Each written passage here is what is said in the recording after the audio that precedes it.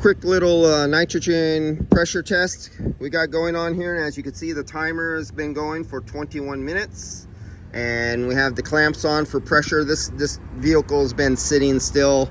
It's not hot or anything like that, so there's no temperature swing, and the temperature today has been like just steady, so there's basically very little temperature swing. What little it has compensated for was a -5, but it comes out, it does a formula that compensates for what little temperature change there is by using the temperature clamp, whether or not to adjust for showing what here, okay, 2 3 10, shit, I touched it.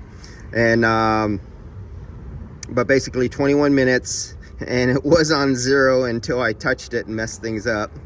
But other than that, we got 21 minutes and we got this. So we're good to go. And I was going around on what I thought might have been leaks with around one of these old compressors. We all know these compressors right here.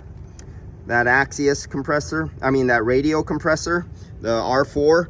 Now, they're notorious for passing a static test under static pressure and failing when you heat them up and you have the heat of compression and you have the pulsating of the piston shooting outwards and you have the metal case actually pulsating and vibrating, and then they leak after that.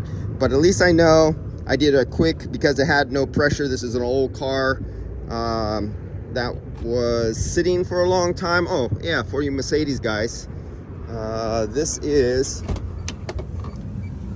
what years? It's 1993, 94, 1994, with super clean interior, with 56,000 miles on it.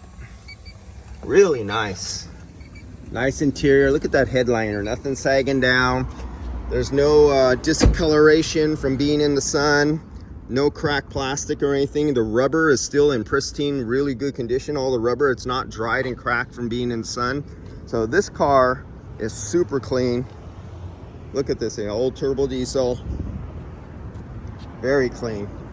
So this is another pristine. This is from LR Spencer, and he always finds these jewels. I don't know, he does a lot of work to get them, but he always finds them, and you've seen a lot of my videos of a lot of his pristine Mercedes that I do for him.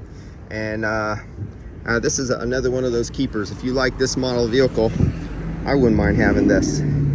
But all right, I'm gonna get on and do some more tests on this one, but just showing you it passed the high pressure nitrogen decay test for the last 23 minutes. And I'm gonna step on to step 2, put on the vacuum pump and fill it up with refrigerant, and then test it some more. See you guys.